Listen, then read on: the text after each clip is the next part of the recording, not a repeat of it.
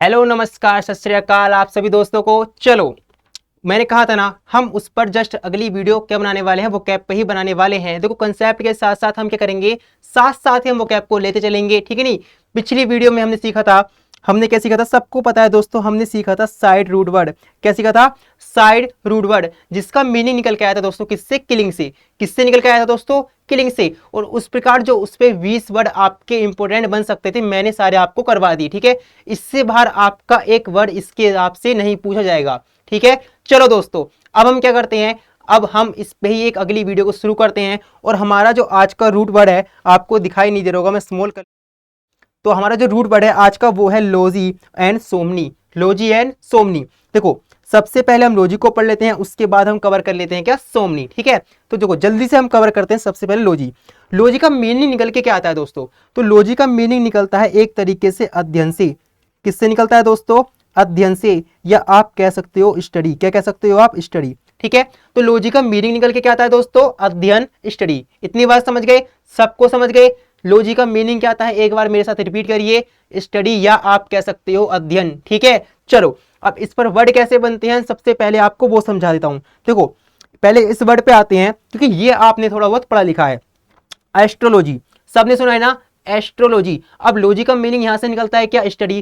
किसके बारे में? एस्ट्रो। एस्ट्रो का मतलब क्या होता है, जो आपके सन्स, मून, प्लेनेट हो गए, इन सब के बारे में आप क्या करते हो, स्टडी करते हो। तो इस वर्ड को हम क्या कहते हैं दोस्तों? एस्ट्रोलॉजी। और जो ये स्टडी करते हैं उनको हम क्या कहते हैं? एस्ट्रोलॉजर, ठीक है नहीं।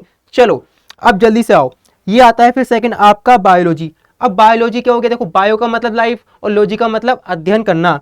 तो the science that study living organism, एक ऐसी साइंस जिसमें लिविंग ऑर्गेनिज्म का अध्ययन किया जाता है, उनके बारे में स्टडी की जाती है, आप उसको क्या कहते हो दोस्तों? बायोलॉजी। दो वर्ड समझ गए। चलो, थर्ड वर्ड आपका है आर्कियोलॉजी। अब ये मीनिंग निकलता है, जो आपकी कुछ ऐसी हिस्टोरिकल चीजें होती हैं, उनके बारे में आप क्या करते हो, उनके बारे में जानकारी इकट्ठा करते हो, अवशेष इकट्ठा करते हैं, तो उस वर्ड को ही हम क्या कहते हैं दोस्तों? आर्कियोलॉजी। तीनों वर्ड समझ गए ना। चलो, अब जल्दी से आते हैं फोर्थ वर्ड पर। फोर्थ वर्ड है आपका जियोलॉजी। देखो, जियो का मीनिंग क्या निकलता है? जियो का मीनिंग निकलता है इस पृथ्वी से, जो ये पृथ्वी पर जितनी सारी चीजें हैं, इन सब पर चट्टान है, ठीक है नहीं। तो लॉजी का मीनिंग क्या हो गया दोस्तों? अध्ययन करना। जब आप इसको कंबाइन करेंगे तो मीनिंग निकल कर आएगा दोस्तों आपके पास, science of history of earth as recorded in rocks. आप क्या कर रहे हैं, जो आपकी अर्थ है उस पर जितने भी चीजें हैं उनके बारे में अध्ययन कर रहे हो, उस वर्ड को हम क्या कहते हैं दोस्तों? जियोलॉजी। समझ गए? चलो, नेक्स्ट वर्ड है आपके पास इकोलॉजी। अब इको का मीनिंग भी निकलता है, देखो, आपने एक वर्ड सुना होगा इकोसिस्टम, सुना है ना, इकोसिस्टम। ये किसमें आता है? पर्यावरण में एक वर्ड होता है इकोसिस्टम। तो इको का मीनिंग भी निकलता है कि आप लिविंग ऑर्गेनिज्म के बारे में स्टडी कर रहे हो। तो एक ऐसा एनवायरमेंट दोस्तों, एक ऐसा environment as it related to living organism, जिसमें आप स्टडी करते हो किसके बारे में? लिविंग ऑर्गेनिज्म के बारे में। समझ गए ना, जो हमारे एनवायरमेंट में चारों ओर हैं। चलो, अगला वर्ड है आपके सामने एंटोनोमोलॉजी। एंटोनोमोलॉजी, अब इसका मीनिंग निकलता है दोस्तों, तो इसका मीनिंग निकलता है the branch of geology that study insects. एक ऐसी ब्रांच साइंस की जिसमें आप जो कीड़े मकोड़े होते हैं उनके बारे में स्टडी करते हो, उसको आप कहते हो दोस्तों? जल्दी से बताओ। एंटोमोलॉजी, ठीक है। 6 वर्ड हो गए। देखो, 7वां वर्ड है आपका पैथोलॉजी। क्या है? पैथोलॉजी। अब ये क्या है? देखो, पैथो आपका रिलेटेड करता है कहीं ना कहीं बीमारियों से। पैथोज सुना होगा आपने, ये वर्ड निकल के आता है किससे? बीमारियों से। जब आप इसके बारे में अध्ययन करेंगे तो the branch of medical science that study disease, एक साइंस की ऐसी ब्रांच जिसमें आप बीमारियों के बारे में अध्ययन करते हो, ठीक है। अगला वर्ड है आपके सामने साइकोलॉजी। अब ये तो सबने सुना होगा, जिसमें किसी पर्सन की मेंटल लाइफ के बारे में, मेंटल स्केल्स के बारे में अध्ययन किया जाता है। तो the science of mental life, एक ऐसी साइंस जिसमें आप किसी भी ह्यूमन की मेंटल लाइफ या उसके स्टेज के बारे में स्टडी करते हो। समझ गए ना सभी? चलो, अगला वर्ड है आपका सोशियोलॉजी। देखो, एक वर्ड होता है सोसाइटी, पता है ना, तो वहीं से निकला है the study and classification of human societies, कि जो आपका ह्यूमन है उसकी सोसाइटीज, उसके समुदाय के बारे में जो आप अध्ययन करते हो, उस वर्ड को हम क्या कहते हैं दोस्तों? सोशियोलॉजी, ठीक है। चलो, अगला वर्ड आपका आता है थियोलॉजी। क्या आता है दोस्तों? थियोलॉजी। थियो को एक वर्ड मैंने आपको वहां पे पढ़ाया था, डाइसाइड पढ़ाया था ना, जहां पे निकला था किलिंग ऑफ गॉड। गॉड का मतलब हम वहां पे किससे रिलेट कर रहे थे? रिलीजन से। यहाँ पे भी एक वर्ड होता है आपका थियोलॉजी, ठीक है नहीं। तो the rational and systematic study of religion. देखो, थियो का मीनिंग भी निकलता है आपका किसी भी धर्म से, किसी भी रिलीजन से। जब आपने पीछे क्या लगाया? लॉजी, तो लॉजी का मीनिंग क्या निकल गया दोस्तों? अध्ययन करना। तो आप इतना भी ध्यान रख सकते हैं, केवल स्टडी ऑफ रिलीजन या सिस्टमैटिक स्टडी ऑफ रिलीजन। समझ गए ना? चलो, अगला वर्ड है आपका जियोलॉजी। जियोलॉजी, अब आपने एक वर्ड सुना होगा ना, जियो, सुना है ना जू, जू में आप गए भी होंगे, ठीक है नहीं।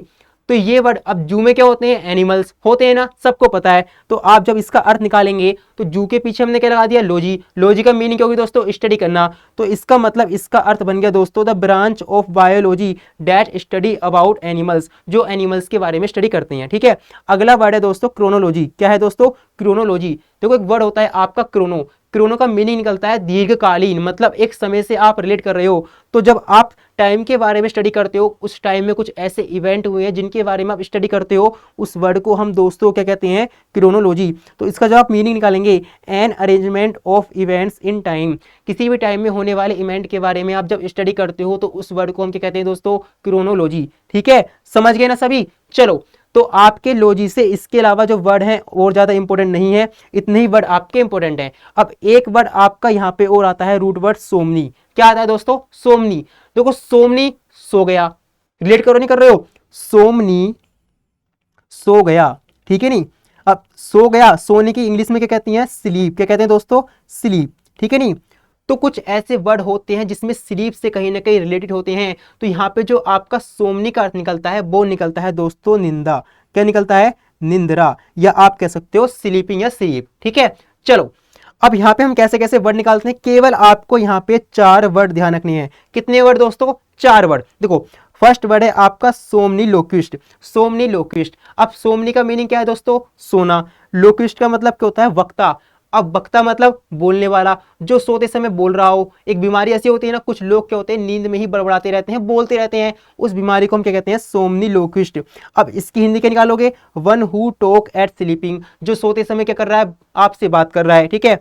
सेकंड वर्ड है आपका सोमना एम्बलिज्म, सोमना एम्बलिज्म। अब सोमनी का मतलब सोना, एम्बुलिज्म का मतलब निकलता है जब आप कहीं पर क्या करते हो, वॉकिंग करते हो। तो एक ऐसी बीमारी आपने भी देखी होगी कि कुछ ऐसे लोग होते हैं जो सोते समय चलने लगते हैं, कहीं और पहुंच जाते हैं, तो उसे हम क्या कहते हैं, one who walk in sleeping, जो सोते समय वॉक करता है, ठीक है।